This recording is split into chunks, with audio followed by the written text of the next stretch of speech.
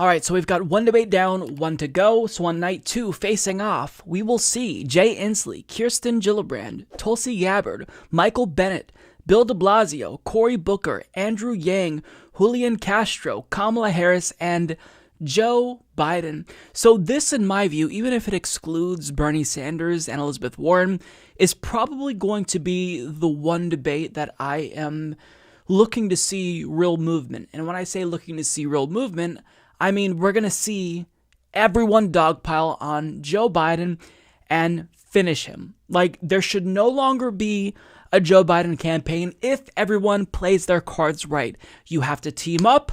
You're all against Joe Biden. This is 9 versus 1. His lead is still large. I mean, it's diminished slightly, but he's not going down fast enough. So if you were on this debate stage and your name is not Joe Biden, take him down. Take him down.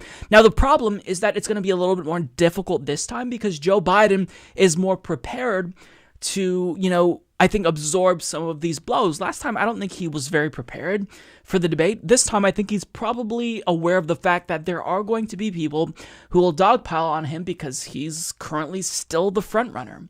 So I think he's going to be aware of it, but if enough people dogpile on Joe Biden, that could bring him down even more, which they all have a vested interest in. And I don't necessarily know that Kamala Harris will be the one to stand out in terms of going after Biden the most, but what I'm kind of expecting is for Cory Booker to try to replicate the success that Kamala Harris had. So I expect Cory Booker, since he just was pushing for criminal justice last year, to go after Biden because of the crime bill. I think if he were to do that and make the case in a way that Kamala did, where it's just, it's personal, it's passionate, he could potentially bring down Joe Biden even further. Another thing that I am expecting here is I'm expecting Tulsi Gabbard fully to go after Kamala Harris because we already know that she attacked Kamala, I think it was last week, maybe the week before, and she said that Kamala Harris wasn't qualified. Now, me personally, I wouldn't make the case that another candidate isn't qualified in the age of Trump, just because I don't necessarily know that that's something that's going to resonate. But Tulsi, if she's not going to go after Biden, should go after Kamala, and I think that that's smart because, think about it. Kamala is basically going to be one of the front runners once Joe Biden is out, if that is in fact the case. So I think Tulsi is smart to kind of turn her attention towards Kamala Harris. My one thing is that I wish she would have saved her criticism for Kamala, because now Kamala is aware of the fact that Tulsi is going to be coming after her, and now Kamala is going to have some type of rehearsed response.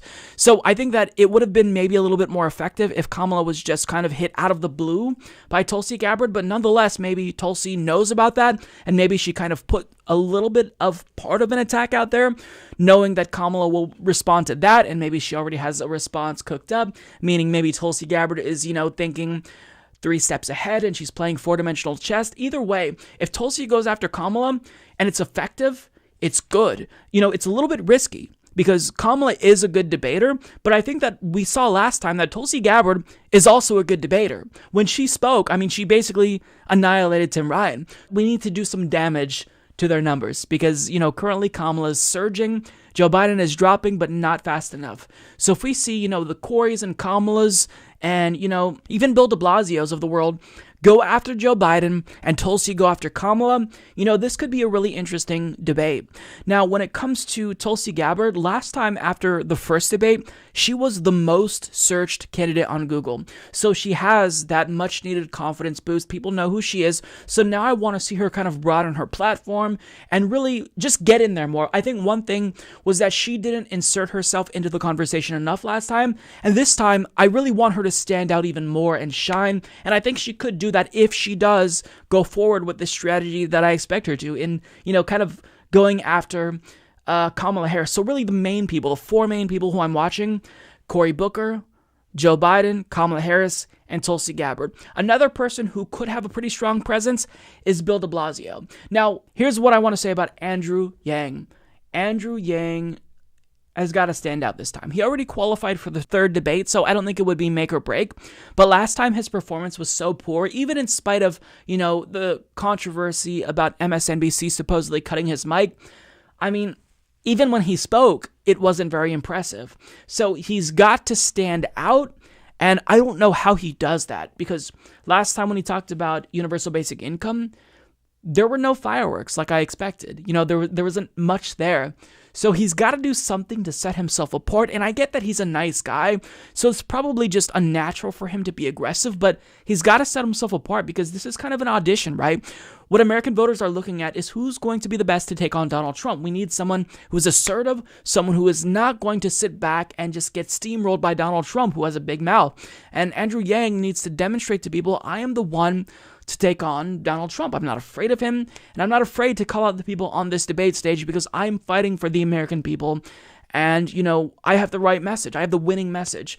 Now, when it comes to Julian Castro, last time his performance was okay. He kind of maintained, but he just didn't do enough to give himself the boost that he needed to basically have momentum to even get to the third debate. And I don't know if he's going to qualify. I suspect that he will, but he's got to pick it up because last time I think it was great for him to go after Beto O'Rourke.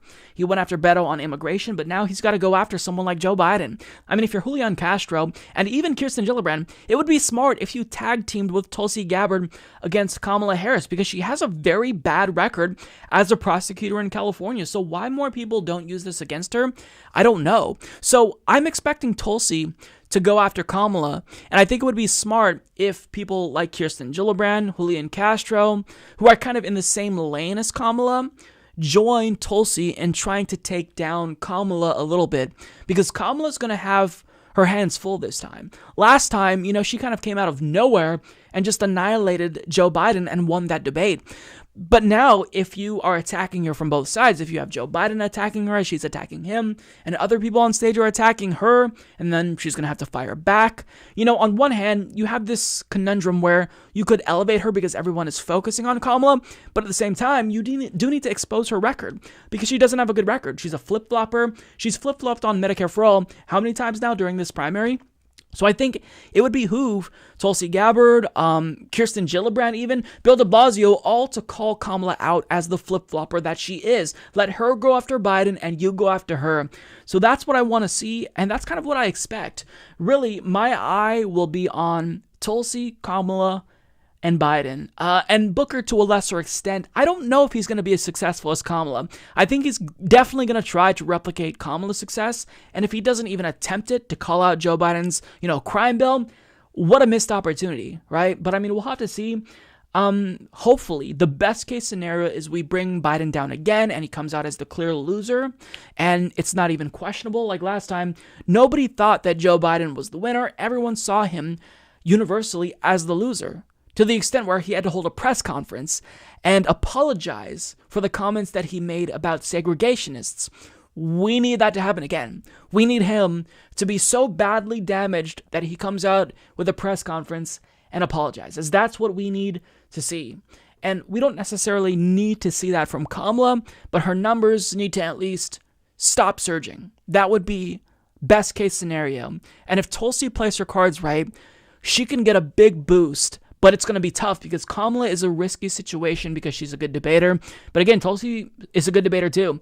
So this is really going to be fascinating. This is really the debate that I am looking out for because I think this is where we're going to see the most fireworks.